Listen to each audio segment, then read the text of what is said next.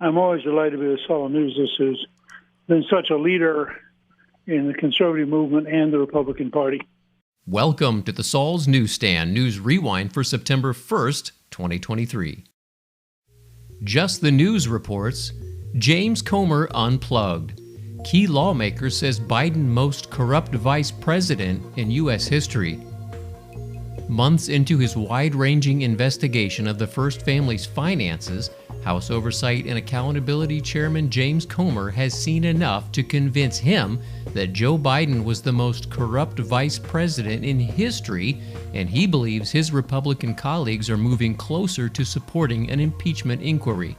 In a wide-ranging interview on Wednesday with Just the News, Comer said evidence his committee has gathered showed Biden has lied about several key aspects of his family business when he was vice president and abused the power of his office. Where are you in the process of thinking about whether impeachment is warranted and what else might be needed to make the complete case? Well, certainly, I think the evidence grows every day that would support impeachment. Many of us in Congress are already there. We've seen enough.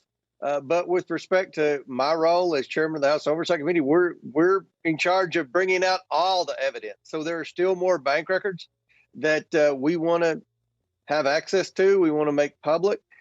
Certainly, we want to know about these 5,400 emails with the pseudonyms.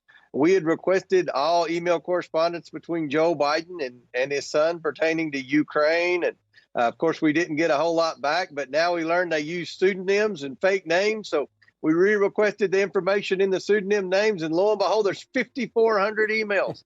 Many have been redacted. So we've still got more information to process. We're trying to do it as quickly as possible, but every day the evidence continues to grow that would support impeachment. I don't think any vice president in the history of America was more corrupt than Joe Biden. And certainly we're concerned that all the corruption that he benefited from and his family benefited from while he was vice president could have tainted his presidency and made him vulnerable, made our country vulnerable, made him compromised. And that's why we're continuing this investigation, and we're going to try to get all the bank records and all the email correspondence that Joe Biden had pertaining to shady business transactions that his family was involved in with foreign nationals. President Biden has denied receiving any benefit from his son's businesses, even after emails emerged showing Hunter Biden had paid some of his personal bills when he was vice president. ABC News reports, Pennsylvania is considering an earlier 2024 presidential primary, partly to avoid voting on Passover.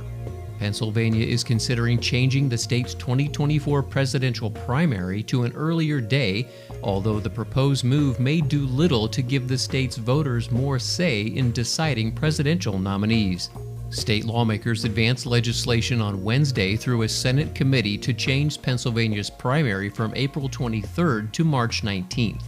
The state's Democratic Party chairman said both national parties are encouraging Pennsylvania to choose April 2nd to create a regional primary election with nearby states.